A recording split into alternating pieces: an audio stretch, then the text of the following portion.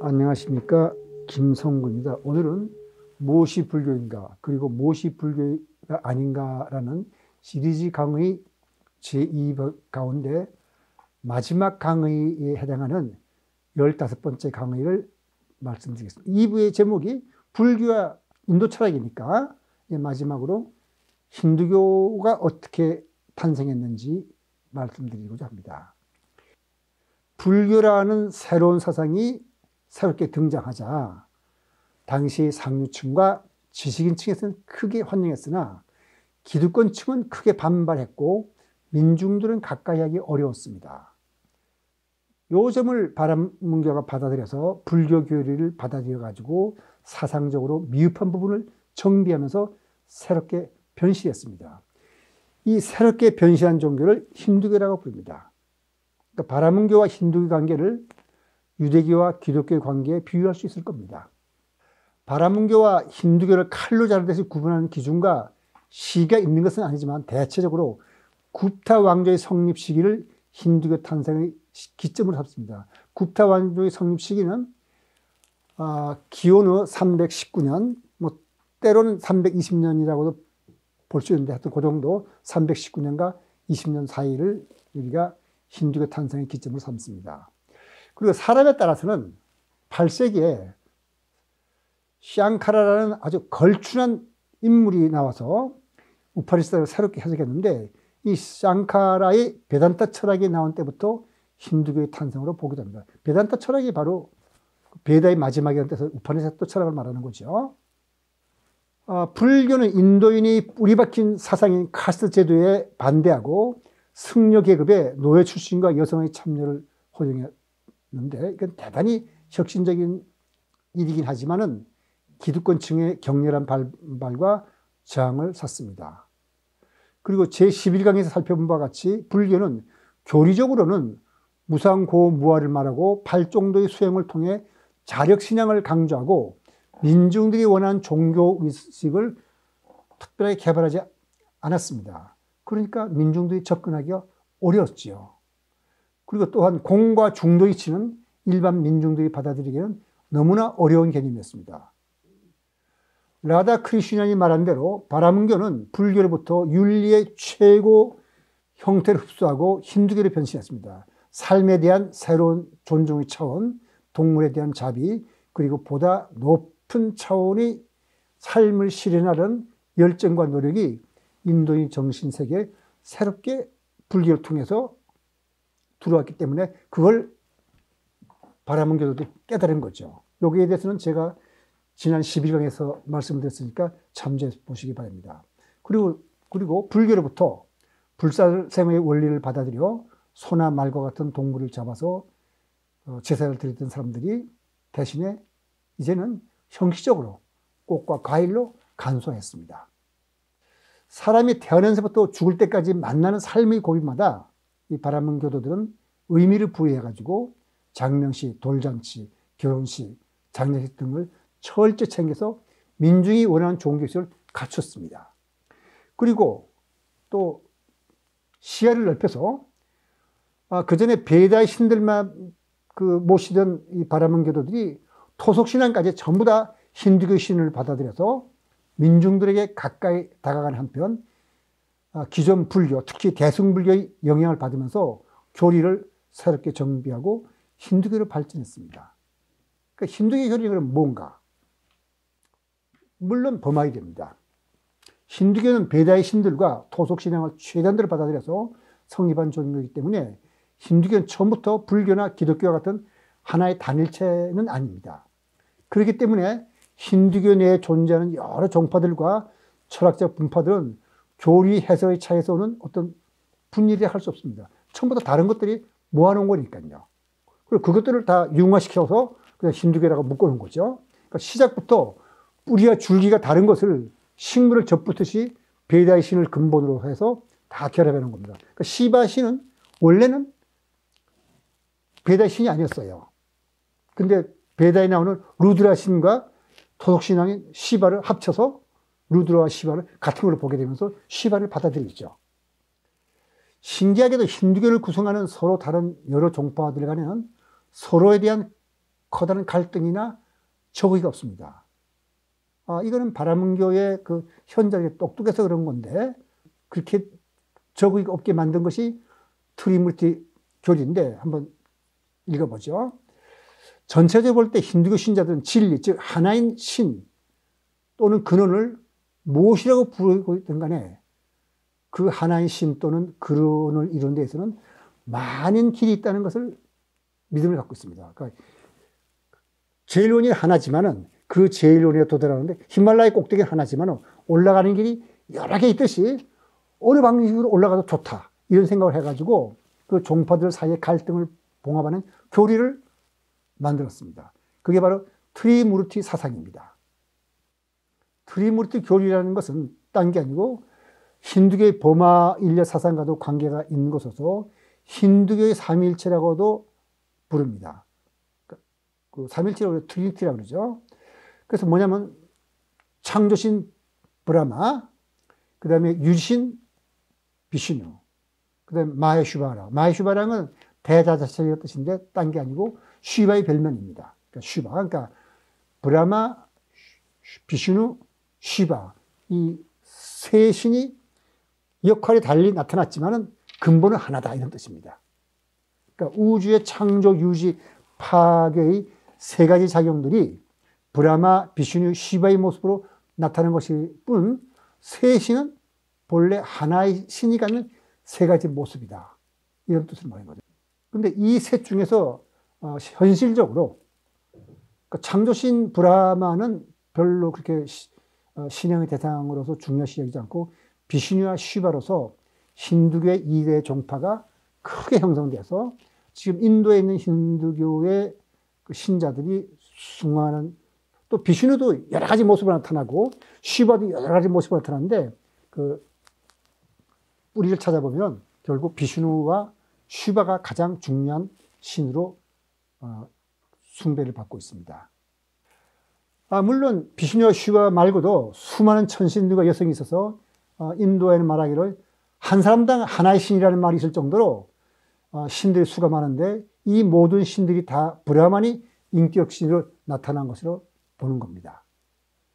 이런 이유로 힌두교를 뭐라고 그러냐면 보통 다신교라고 하지만은 유일신 사상이라고 부를 수 있습니다.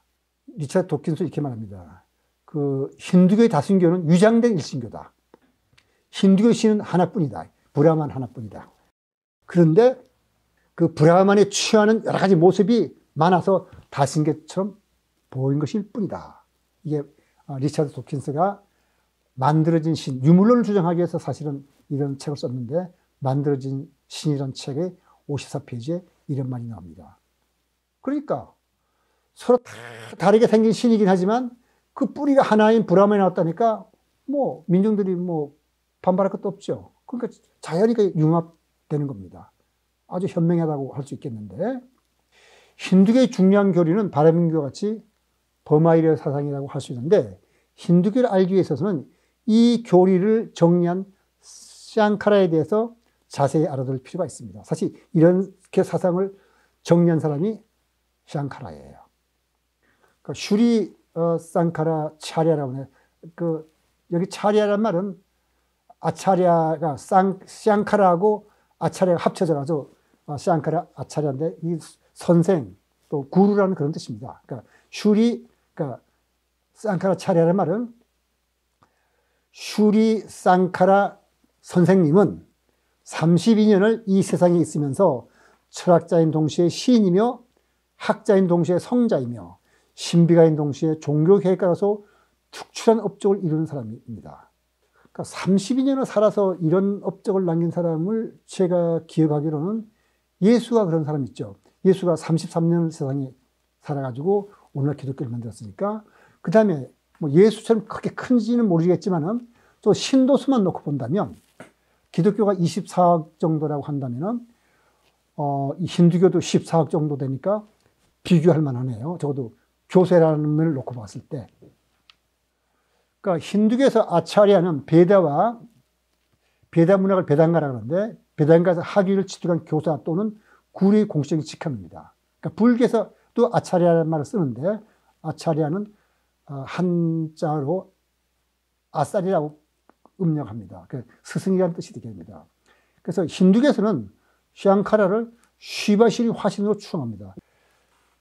이 샹카라가 태어날 당시 인도는 종교와 철학상의 갈등으로 극심하게 혼란스러웠고 알려진 종교만도 72개나 되고 또 각 종파들 간의 갈등과 대립이 극심하여 어디에도 평화가 없었습니다.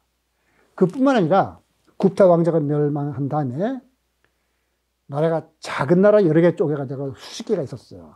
그래서 정치적으로 굉장히 혼란스럽거든요. 이런 혼란스러운 시대에 태어나가지고 이런 종교적 사상적 혼란을 다 잠재워버렸어요. 잠재워서 아주 힌두교라는 어떤 마치 단일 교리를 가진 어떤 종교가 있는 것처럼 만들어놨어요.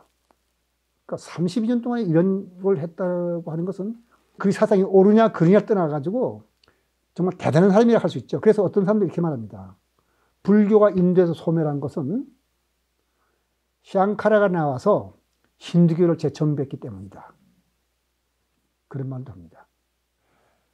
그래, 버마일리아 사상의 뿌리는 바라문교 시대부터 있었지만 이 사상을 체계로 정리하고 기복신앙에 불과했던 바라문교를 깨달음의 종교처럼 바뀌었어요. 그러니까 깨달음의 종교는 불교였죠. 원래 바라문교라는 것은 그 신의 제사진 종교인데 그걸 깨달음의 종교로 바꿔놓은 거예요. 그게 바로 샹카라입니다. 그러니까 힌두교의 3대 경전은 베다와 우파니샤트, 바가바드 기타라고 하는데 이 문헌들에 대한 샹카라의 주석이 워낙 탁월해서 사람들이 아까 말씀드린 대로 인도에서 불교가 소멸했다고 말하는 사람도 있었습니다. 그리고 반복해서 말씀드리자면 이렇게 위대한 일을 했기 때문에 힌두교도들은 이 샹카라를 쉬바의 화신으로 봅니다. 힌두교에서는 석가모니 부처님을 비슈니 화신으로 보니까 샹카라를 부처님과 동격으로 보는 거죠. 그러니까 샹카라는 인도는 물론 세계에서 배출한 가장 위대한 철학자라는 것에는 논란의 여지가 없다고 말하는 사람들이 있을 정도로 샹카라가 뛰어난 인물이면 틀림이 없습니다. 그러니까 샹카라는 중간학을 창시한 용수보살의 사상을 비난하고 불교를 공격했지만 정작 힌두교의 사상가들은 뭐라고 부르냐면 샹카라가 힌두교의 이름으로 불교의 공사상을 전파했다고 비난하게 됩니다. 그렇게 볼 수 있는 면이 있어요.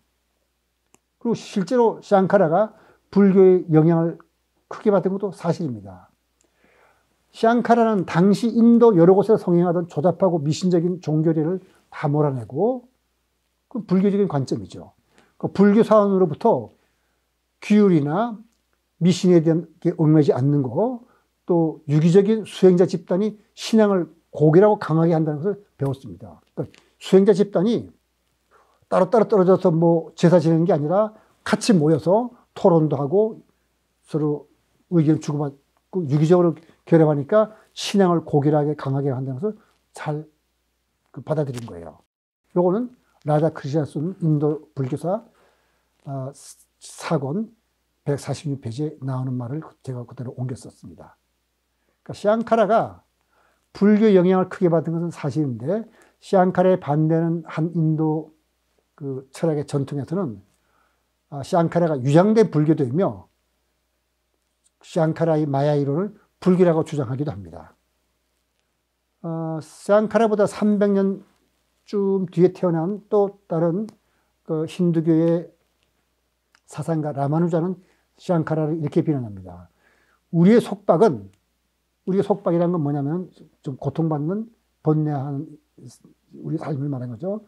이건 단지 무지 때문이라고 주장하는 그런 브라마 슈트라가 하나밖에 없다고는 말할 수 없다. 그러니까 그런 견해가 하나만 있는 건 아니다. 우리 베다와 이 사상을 보게 되면 여러 가지 견해가 있는데 그 중에 샹카라는 모든 걸 무지에다 돌렸다. 이런 것입니다. 자칭 베단타 학자라고 하는 사람들에 의해 제시된 진기한 마야 이론에 관해 말하자면 그것은 단지 불교의 주관적 관념론의 일종에 불과하다. 그 이론은 베단타의 교리가 아니다. 그것은 우파니샤트의 교리가 아니고 샹카라가 불교에서 빌려온 거다. 이렇게 비난한 거죠. 브라마 슈트라는 건 뭐냐면 힌두교 3대 경전 중 하나로서 우파니샤트 사상과 관행을 종합하고 조화시킨 산스크리트 텍스트를 말하는 겁니다. 그러니까 힌두교 경전은 아까 말씀드렸습니다. 브라마 수트라, 베단타 수트라고도 말합니다. 그 다음에 우파니샤트, 그 다음에 바가바드 기타. 바가바드 기타라는 것은 성스러운 신에 대한 기타라는 뜻이에요. 기타라는 것은 송가라는 뜻이죠. 뭐 일종의 창가 이런 거 써서 기원전 대개 4세기에서부터 2, 3세기에 성립된 것이니까 부처님이 열반한 후에 생긴 겁니다. 그러니까 여기서 쌍카라의 업적을 모두 말할 수는 없고 브라만에 대한 쌍카라의 설명만 제가 소개하겠습니다. 브라만 두 가지가 있다 그러는데 어떻게 그 쌍카라가 브라만을 두 가지 모습 표현하냐면 이렇게 말합니다. 일찍부터 우파니샤드 사상가들은 궁극적 실체에 대해서는 네티네티라는 말밖에 다른 말을 할 수 없다고 하죠. 네티네티라는 말은 아니다, 아니다라는 말입니다. 그러니까 그 말은 궁극 실제는 말로 표현할 수 없다는 그런 뜻이죠. 근데 쌍카라는 이것을 어떻게 해석하냐면은 궁극적 실제에서의 브라만은 아무 특성을 갖고 있지 않다라고 해석을 한 거예요. 그러니까 특성을 갖고 있지 않으니까 이렇다 하더라도 그건 이렇다 할 때는 그런 특성이 있다는 뜻이잖아요. 그건 아니다 그러는 거죠. 그건 뭐죠? 특성을 갖고 있지 않다면 불교 공사상이에요, 바로. 이런 관점에서 바라본 브라만을 니르구나 브라만이라고 샹카라가 이름을 붙였습니다. 그러니까 브라만이 아무런 특성을 갖지 않는다는 말은 거기에 자성이 없다는 말과 같지 않습니까? 그러면 이게 이상하죠? 브라만은 모든 것의 제일 원인입니다. 제일 원인이라면 그건 실체가 있는 것이고 실체는 자성과 같은 뜻을 가지는데 니르구나 브라만은 자성이 없다? 그렇다면 그건 불교에서 말하는 공과 뭐가 다른가요? 그래서 실제로 니르구나 브라만은 불교의 공사상을 빌려온 거라고 생각하는 힌두교 사상가들이 많이 있어서 샹카라를 비난하는 거죠. 근데 니르구나 브라만은 그 실제를 본질적 측면에서 본 것인데 그러나 브라만을 본질적 측면에서만 본다면 우리 인간과 아무런 관계를 맺을 수가 없어요. 공이라 해버리면 뭐 남는 게 없는 것처럼. 그러나 브라만은 우리와 관계가 없을 수가 없습니다. 모든 것이 브라만에서 나온 거기 때문에. 그래서 현실적인 측면에서 우리의 온갖 아름다운 특성을 다 갖다 붙여서 좋다는 겁니다. 그런 측면에서 본 브라만을 사구라 브라만이라고 불렀어요. 그러니까 니르구나 브라만은 실제의 본질 측면이고 사구라 브라만은 현실에 작용하는 실제의 활동적 측면입니다. 근데 브라만의 두 가지 측면은 대승기신에서 말하는 일심의 두 가지 측면과 어떻게 다른지 한번 생각해 보죠. 대승기실로는 기원 후 400년경에 나온 거니까 샹카라보다 400년 전에 만들어진 불교의 어떤 사상 논서예요. 거기에 보면 일심의 본질적인 측면은 심진여문이라고 일심의 활동적인 측면을 심생멸문이라고 그럽니다. 이 두 가지가 결합되어 있다고 그래요. 본질적인 측면은 여의에서 변화가 없는데 활동적인 측면은 뭐가 활동해서 이 세상을 삼남한테 전개하는 거죠.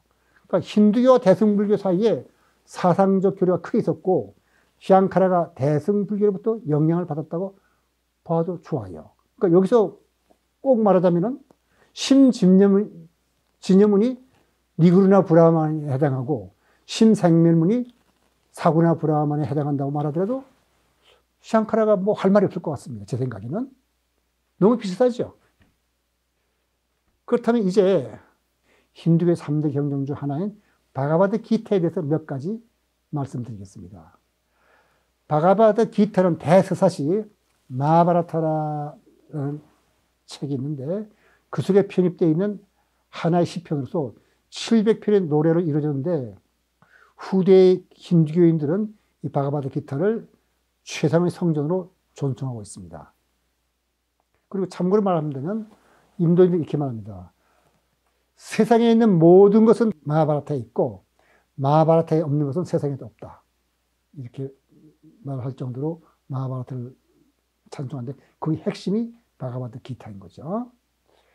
그러니까 바가바드 기타는 신에 대한 신의 실체는 박티라 그러는데 신에 대한 헌신이죠. 실체는 카스트나 남녀의 구별을 초월하여 모두 최고신의 은총을 받을 수 있다고 해서 정통 브라만 사상과 다른 입장을 펴고 있습니다. 정통 브라만 사상에 하면 그 카스트 대조 중에서 브라만, 크샤트리아, 바이샤는 2번 태어날 수 있지만 그 수드라 이하는 베다를 귀로 들여서도 안 돼요. 근데 그런 거 없다 그랬으니까 정통 브라만 사상과는 좀 다르죠. 그렇지만 이 바가바트 기타에서 말하는 열렬한 신의 정은 사상적 입자의 차이를 초월해서 바라문교가 그걸 승인했어요. 바가바트를 받아들이고 결국 힌두교의 3대 성경 중 하나가 됩니다. 현재는 바가바트 기타가 마하바라타에 수록되어 있지만 원래는 별개의 것으로 성립되었던 것으로 볼 수 있습니다. 인도에서는 평상시에 바가바트 기타의 구절을 암송할 정도로 사람에게 친숙해져 있습니다.